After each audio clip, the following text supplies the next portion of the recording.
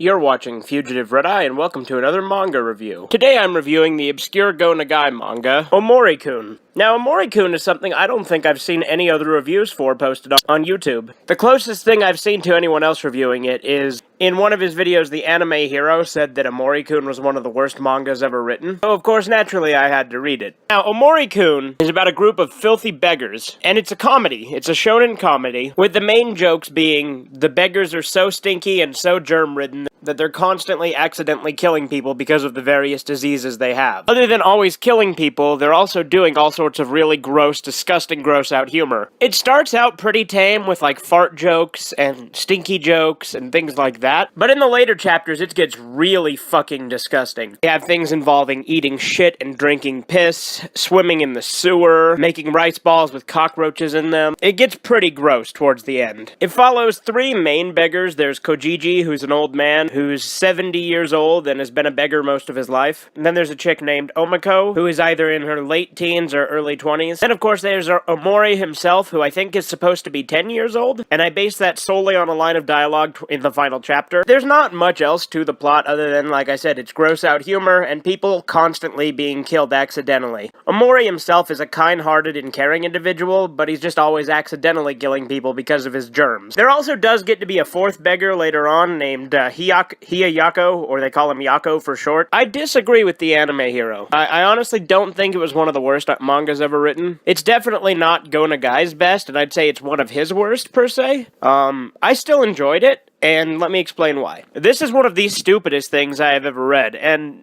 that made me laugh my ass off, and I got a lot of enjoyment out of it. In a way, it's so bad it's good. But in another way, I also kind of genuinely enjoyed the characters. It's definitely no masterpiece. I mean, it's the most lowbrow you can get. But I can see why people don't like it. But like I said, to me, it's so bad it's good. They have a lot of really funny dialogue that is just retarded to read. Like, honestly, like I said, this is one of the stupidest things I've ever read. The characters all have these accents, so their words are written really stupidly. Like, instead of saying can, they say canny, and instead of saying don't, they say don'y, and instead of saying strong, they say strunk, which made me laugh my ass off every time I thought about it, because there's a part they're talking about Kojiji, and they're like, maybe he's dead, and then Omori's like, no, he's very strunk. I think the way to get the most enjoyment out of Omori is to either be really drunk, be very sleep-deprived, which is how I did it. The way I would read Omorai-Kun is I would wait until I'd been up for several hours, and I was at that point, you know when you're really tired, so tired that you're like, everything is fucking funny as shit to you? That was when I would read Omorai-Kun. And I loved every second of it because I wasn't all there, and it made me laugh my ass off every time. So if you get to a state of mind where you're not all there, Omorai-Kun is perfect. It's definitely worth a laugh. Like I said, it's the only manga I feel is actually so bad it's good. This story also had quite a few of Go Nagai's regularly recurring characters, such as Alphon and Pochi, who, if you don't know, originally appeared in the 70s Devilman series as Pochi as the principal and Alphon as a teacher. And then they had female counterparts,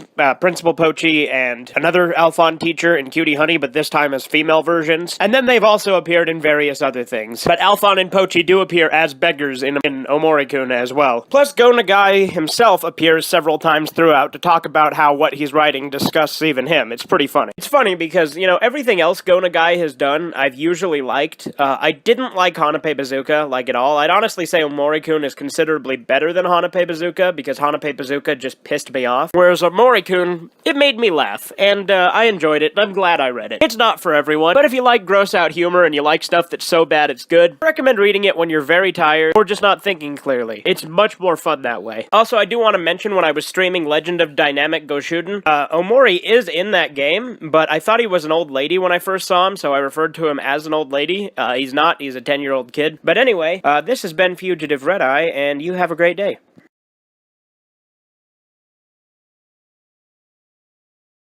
Subscribe to Fugitive Red-Eye.